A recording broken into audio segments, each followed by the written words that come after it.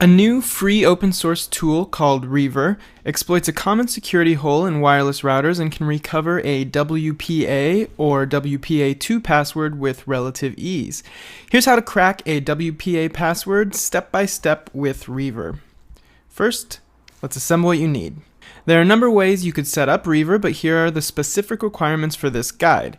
You'll need the Backtrack 5 live DVD. You should download the Backtrack ISO and burn it to a bootable DVD from the Backtrack website.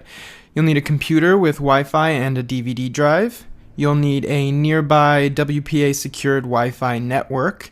And lastly, you'll need a little patience. This is a 4-step process, and while it's not terribly difficult to crack a WPA password with Reaver, it's a brute force attack, which means your computer will be testing a number of different combinations of cracks on your router before it finds the right one.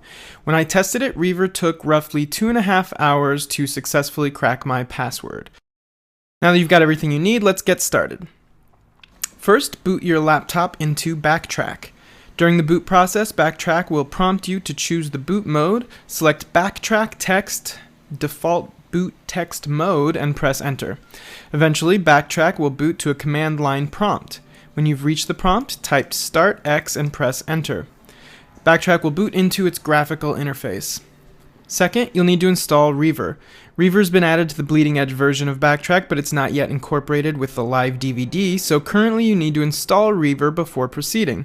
To install Reaver, you'll first need to connect to a Wi-Fi network that you have the password to.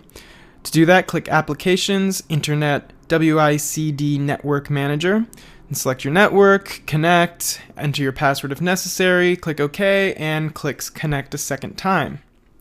Now that you're online, let's install Reaver. Click the terminal button in the menu bar, and at the prompt, type apt-get update, hit enter, and then once the update completes, apt-get install Reaver. If all went well, Reaver should now be installed.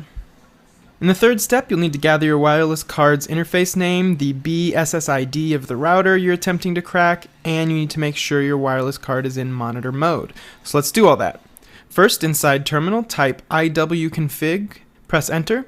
You should see a wireless device in the subsequent list. Most likely, it'll be named WLAN0, but if you have more than one wireless card or a more unusual networking setup, it may be named something different. Now put your wireless card into monitor mode. Assuming your wireless card's interface name is WLAN0, execute the following command to put your wireless card into monitor mode. airmon-ng start WLAN0. This command will output the name of the monitor mode interface, which you'll also want to make note of. Most likely, it'll be mon0. Finally, you need to find the BSS ID of the router you want to crack. To do this, execute the following command: arrowdump-ng WLAN0.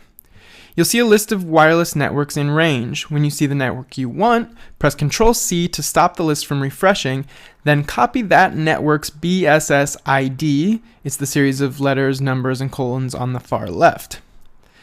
The network should have WPA or WPA2 listed under the ENC or encryption column. Now, with the BSS ID and monitor interface name in hand, you've got everything you need.